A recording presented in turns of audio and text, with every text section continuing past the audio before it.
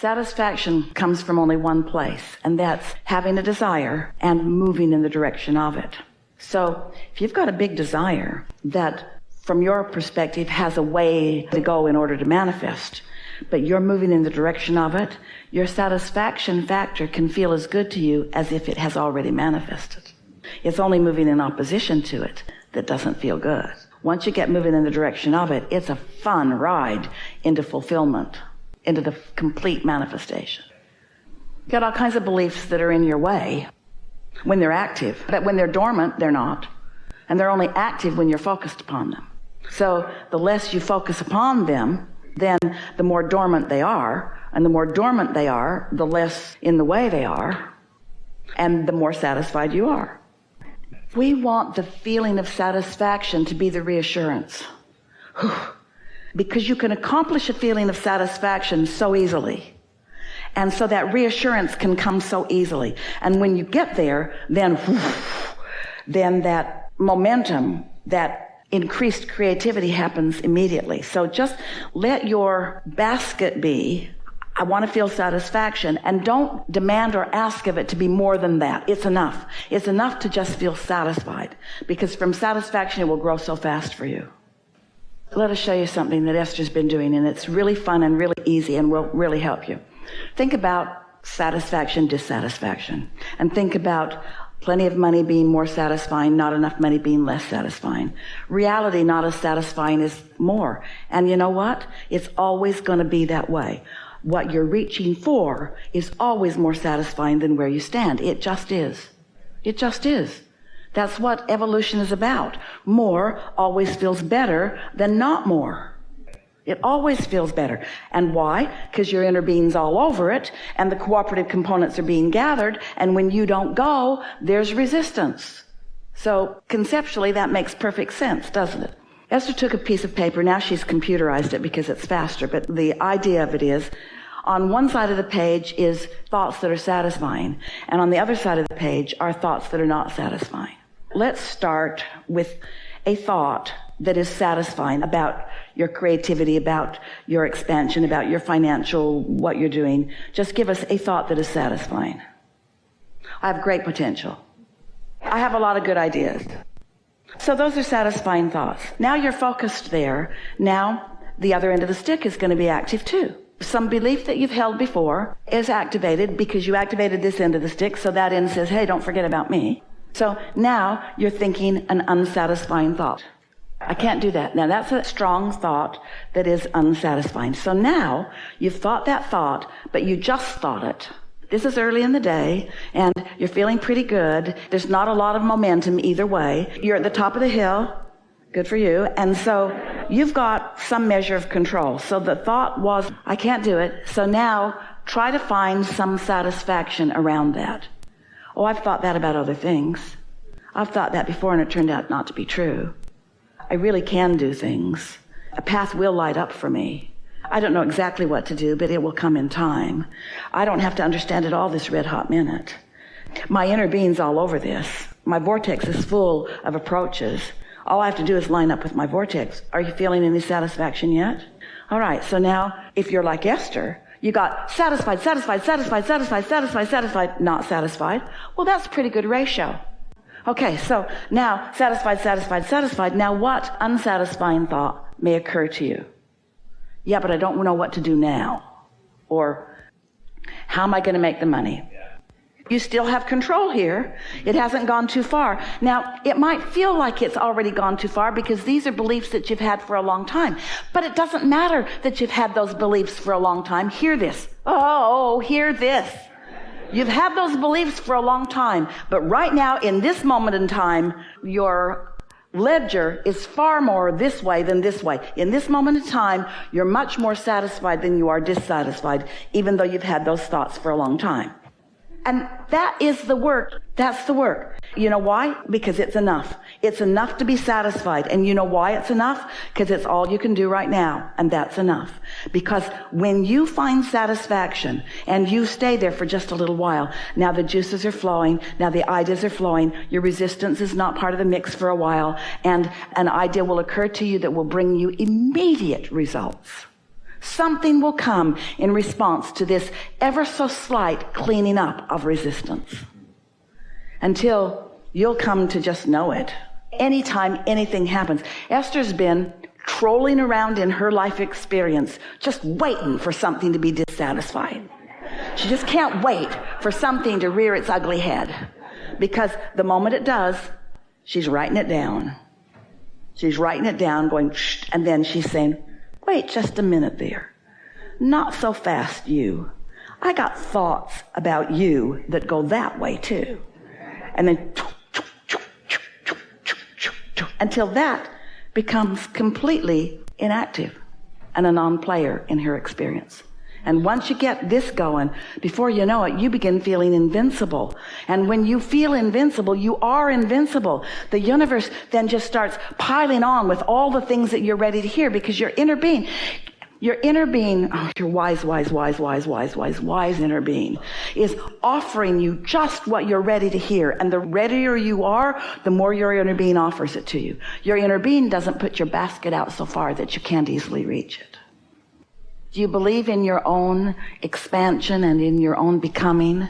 Do you believe in your ability to let more and more of what you want into your experience? Because that really is the key to living happily ever after. You cannot slow your desire making down, because life just makes more desire. The variety that surrounds you and your ability to focus and your inability not to focus. In other words, you cannot help but focus. Your personal perspective just keeps you being the focusing mechanism that you were born to be. So you just keep focusing more and more desire into more and more clarity. You can't stop that. But you do have options about how well you keep up with your own desire. And by that we really mean what we just asked you. How much of the new desire that your life constantly helps you to give birth to, how much of that desire do you believe? Sometimes, as you've been moving through life, you've not only picked up desire, but you've picked up conflicting beliefs about your desire. Your life sort of teaches you how you feel about things. And since most people are mostly just responding to life, in other words, most people are just having a knee-jerk response to life, so their life teaches them a sort of habit of thought. That's what a belief is. A belief is just a thought that you continue to think. It's a habit of thought. And so sometimes those habits of thought you pick up from those who are up close to you when you were very, very young. It's a very common thing that what your parents believed is what you believed, because as they believed it, it's what the law of attraction brought to them. And since the law of attraction brought it to them, then it manifested in their experience. And so you witnessed it. And what you witnessed is what you believe, because you'd feel crazy not to believe what you're witnessing. There it is right there in full view. The data is all right there. The proof is right there in front of me, and therefore I believe it. And so it's not the easiest thing to hear that you can believe differently, and therefore you can attract differently, and therefore life can be different, because most aren't doing that. Most are just observing. So most are offering most of their vibrational frequency, and that matters so much, in response to what they are observing. And because they're offering that frequency, the law of attraction is responding to that frequency and giving them more of what that frequency is. So it's really easy to come to believe in not enough of the things you want. Not enough money, not enough love, not enough kindness, not enough clarity. It's easy to believe it because that's what you're witnessing. We want you to realize that you have more options in what you believe, that you can believe past what is. In fact, we want to say that even more clearly. You gotta believe past what is if you want to be a deliberate creator. Most don't. Most don't believe beyond what is. It is, and so they observe it. They like it or don't. They have an emotional response that reflects whether they like it or whether they don't. They get more of whatever it is that they're focused upon, which makes them believe it more. And then most people set about taking those manifestations that are nothing more than response to their vibration and sorting them into piles. That's a good pile and that's a bad pile. That's a wanted pile, that's an unwanted pile. And then most humans argue over about the rightness or the wrongness of the piles, not realizing that they can participate in whichever pile of whichever subject that they want to, and that their attention to it is what causes more of that to come to them. This law of attraction is the law that organizes the entire universe. The law of attraction, in its purest definition, says that which is likened to itself is drawn. So it doesn't matter what you're giving your attention to, you get what you think about. So the key is to think about what you want, even if what you've got isn't what you want. And some say, whew, that's not the way I think. I think I should face reality. And we say, we don't want to upend your beliefs, and we're not trying to get you to believe things that you don't already believe. It isn't about there being this belief system that we want you to believe in. We just want you to gain the control of your own experience that you were born expecting to live. We just want you to be the deliberate creator that you were so excited about being when you made the decision to come into this leading edge environment. When you as a creator wanted to come and see what's around and evaluate it from your personal and very specific and very important perspective. And then from that place, come to your own serious and important conclusions about what you prefer from where you stand. Because you understood that when the preference was born within you, that if you had the ability to focus in the direction of your preference, that the law of attraction and all of the energy of the universe would move in the direction of your attention. We want to call your attention toward the cooperative components of the universe, toward the cooperative components of your desires.